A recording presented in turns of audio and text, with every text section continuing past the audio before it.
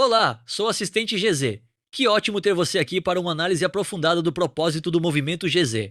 Para quem já acompanha ou quer conhecer, fazemos conteúdo buscando clareza, em temas bem complexos. O vídeo de hoje é simplesmente fascinante. Nós vamos mergulhar de forma totalmente imparcial numa série de documentos do GZ, onde iremos dissecar uma proposta que sugere, literalmente, uma reestruturação gigantesca de toda a administração pública brasileira do zero. Nossa missão aqui não é tomar partido ideológico, é puramente entender como funcionam as engrenagens desse projeto político que o GZ observa como a única saída do teatro político atual. Então vamos lá? Nossa rota de hoje está bem clara e vai passar por 6 pontos centrais. Vamos começar pelo diagnóstico do sistema político atual, passando pela filosofia do movimento, a nova estrutura federativa, o sistema de controle triplo, as mudanças na justiça e economia, até chegar na estratégia de transição. Vamos direto para a parte do diagnóstico da política atual e como propomos desmontar o que chamamos de máquina de polarização. Para começar, o ponto de partida não é já entregar soluções, mas firmar uma premissa muito forte de que o sistema não pode ser reformado, ele tem que ser substituído. Olha só o que diz essa citação: os verdadeiros pilares do atraso permanecem intocados. A necessidade de reestruturação do sistema político, a educação falida, a indústria desmontada, a soberania entregue,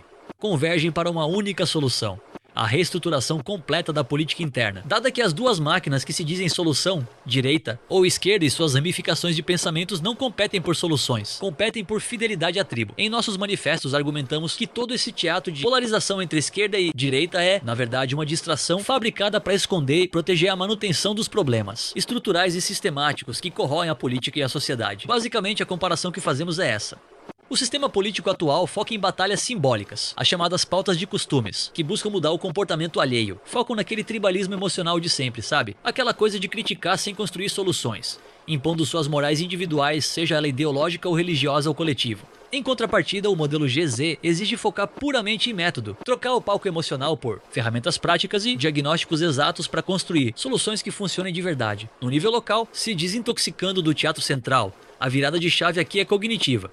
Quando passarmos a deixar as emoções e paixões no íntimo, onde são melhor aproveitadas, e passarmos a aplicar a racionalidade no coletivo, superaremos os dogmas que nos cercam. E isso nos leva à parte 2, a filosofia do movimento e como planejamos ir além dessas paixões coletivas. Afinal, como governar uma sociedade super complexa sem cair nas velhas armadilhas partidárias e ideológicas? A resposta para essa pergunta é simples e ao mesmo tempo desafiadora.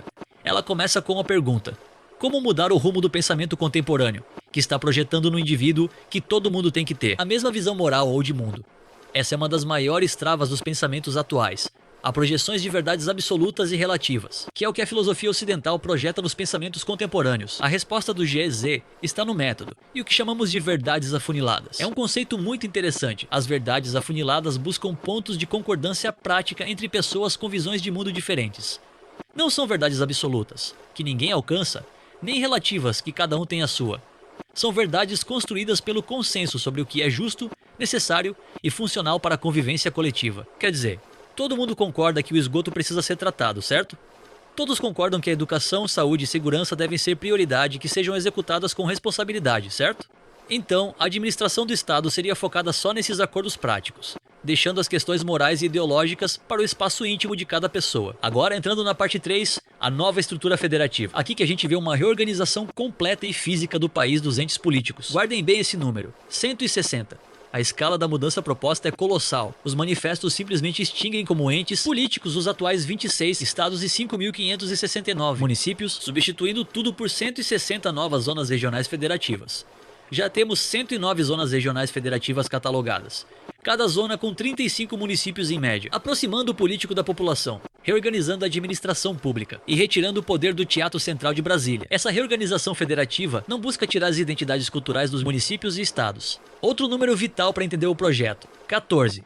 Hoje, a gente tem 19, 20, às vezes mais de 30 ministérios nacionais. O modelo GZ reduz e reorganiza tudo isso em exatamente 14 ministérios, focados de forma afiada só em áreas essenciais. Mas o detalhe mais radical de todos é este aqui: é que exatamente metade desses 14 ministérios não ficaria presa lá em Brasília. Eles devem ter sedes físicas descentralizadas, operando dentro de todos os mais de 5.569 municípios do Brasil, substituindo as prefeituras e administrações municipais. Dá uma olhada nesse contraste brutal. Hoje, a máquina pública tem mais de 5.000 prefeitos, 57 mil vereadores, 250 mil assessores. No modelo GZ, 0 prefeitos, 0 vereadores, 0 assessores.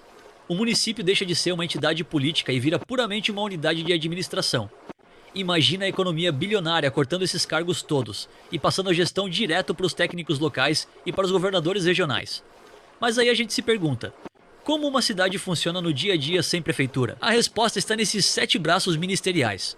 Tem o Ministério Executivo para tocar as obras, o Ministério da Educação, o Ministério de Comunicação, o Ministério da Representação Popular, Ministério dos Serviços Fundamentais para cuidar da água e energia, o Ministério da Saúde e o Ministério de Controle e Fiscalização Popular. Tudo feito por técnicos que vivem na própria localidade, com orçamentos totalmente rastreáveis. O que nos puxa para a parte 4, o sistema de controle triplo. Como eles redefinem o financiamento e cortam a burocracia. Para garantir que essa estrutura imensa não seja corrompida como a antiga, criaremos uma trava de segurança chamada de controle triplo. Na prática, nenhum centavo sai do caixa sem passar por 3 passos independentes. Primeiro, o projeto técnico tem que ser analisado, aprovado e votado pelo Ministério Executivo. Segundo, o Ministério de Representação Popular divulga com clareza o orçamento, o planejamento, o prazo de término e etc. e vota. O terceiro, Ministério de Controle e Fiscalização Popular, avalia benefícios para o município, impacto para a região e vota. Se faltar um único aval, o dinheiro simplesmente não é liberado. É uma trava mecânica rigorosa. E para evitar aquele inchaço nos processos governamentais, o manifesto detalha o método MIB. É basicamente uma peneira científica de 5 passos para acabar com o que eles chamamos de burocracia inútil. Pensa comigo, se uma norma exige dados redundantes ou custa muito caro perto do benefício que entrega, ela é reprovada nesses cálculos de impacto e proporção. E em seguida, permanentemente removida ou reorganizada na administração pública. Vamos para a parte 5, Justiça e Economia. Como propomos reformular essas instituições? No Judiciário, as mudanças também são extremas. Propomos extinguir totalmente o Supremo Tribunal Federal no formato atual, o STJ, e acabar de vez com os foros privilegiados que blindam os políticos. No lugar disso, câmaras judiciais municipais, 5.569, uma por município, primeira instância. E também substituímos as varas estaduais e federais por câmaras judiciais regionais, 160, uma por zona regional. Substituem os atuais TJS estaduais e TRCF federais, e se torna a segunda instância. Supremo Tribunal Nacional, único tribunal superior remanescente. Guarda da Constituição, sem foro privilegiado. Com mandato fixo para ministros de 10 anos. Vedada a recondução, única sede DF, ou seja, fim da vitaliciedade. A ideia é garantir total igualdade perante a lei. Na economia, os pilares focam na autossuficiência absoluta do país em áreas críticas. Mas um verdadeiro pulo do gato, na minha opinião, são os canais diretos de financiamento. Em vez do dinheiro dos impostos ficar sujeito a negociações e chantagens políticas obscuras, ele iria automaticamente, via algoritmos, direto para os serviços essenciais locais e para os 160 fundos de desenvolvimento regional, contornando totalmente a politicagem. Chegando na nossa parte 6, a estratégia de transição. Como isso sairia do papel? Do movimento para assumir o estado de fato? Criar uma teoria maravilhosa no papel é uma coisa, né? Mas como implementar isso num país de dimensões continentais? E como fazer isso com parte da população dividida por estarem sendo instrumentalizados por suas crenças emocionais dogmáticas? A resposta é prática. Dividimos a mobilização em 3 núcleos. Tem o núcleo 1, com advogado em direito constitucional e administrativo, economista, administrador em gestão pública, engenheiros, tecnólogo ou cientista da computação, geólogo ou engenheiro de minas, arquiteto ou urbanista em planejamento urbano e regional, filósofos, sociólogos e etc., mapeando o sistema político atual e construindo o modelo político substituto, enquanto o núcleo 2 começa a formação de lideranças e auditorias nas cidades.